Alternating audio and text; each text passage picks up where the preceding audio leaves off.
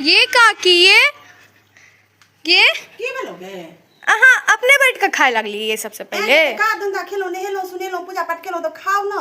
ए काकी हमा के कहने रहो ना हमरो दै ले नो हन तीमन तो की कहे छे जे खाब तकर बाद न तोरो हम बेन देबो। पहले खा के देख लेबे केहन। नहीं ये काकी पहले हमरा द दिया फिर अहाँ खाइत रहब। हमरा बड़ जोर भूख लागल या। पहले तोरे द दियो। हमरो भूख लागल या। हम तखन से अहीं के इंतजार में बैठल रहूं। हमरा भूख लागल या। हम अब खाए बैस गेल छी खा दे के बुझले बड़ जोर भूख लागल लेट भ गेल हन।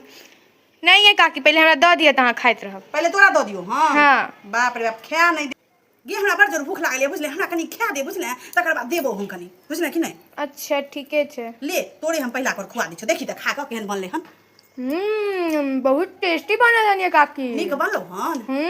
अरे खा ले छन त बैस एता बैस। ठीक छे खा लियो खा लियो।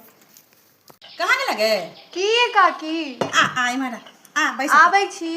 आ हां आ बैस रेसिपी लेबही। हां ये काकी आ बैस दे छी। ठीक छे दियो। खेनाइ तो हमरा मुश्किल केने छले बैस।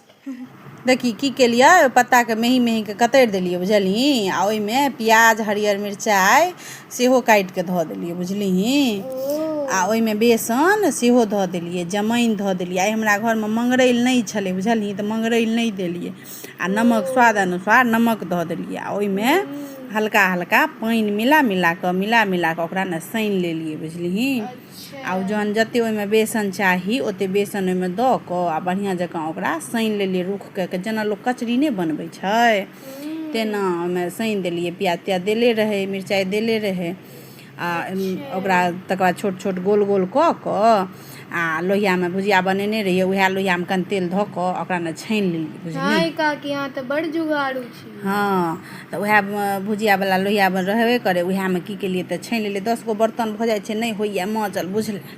अगर सबके लाल क कम ताप में से सबके निकाल लेलिए। एम्हर ओइ में मसाला जे देने रहिए ओइ में प्याज देने रहिए गोट आ लहसुन देने रहिए बुझली पीस क आ सूखा पाउडर जे होइ छै गरम मसाला हल्दी धनिया मिर्ची पाउडर सेहो सब देने रहिए बुझली। आ ओ सबके की कहै छै जहन तरल भ गेलै नीक जकां त सबटा निकाल लेलिए। ओकर बाद उहे लोहिया में फेर से की केलिए त तेजपत्ता ध देलिए सूखल मिरचाई द देलिए पचफोरना द देलिए आ फेर कच्चा मिरचाई दूगो अथी प्याज दूगो काट लेलिए बुझलिही आ ओइ में फोरन में द क ओ द देलिए कच्चा प्याज आ टमाटर के खूब लाल क भूज देलिए बुझलिही आ मसाला जे पीसने रहिए गोट लहसुन वाला प्याज वाला सेहो ध देलिए बुझलिही।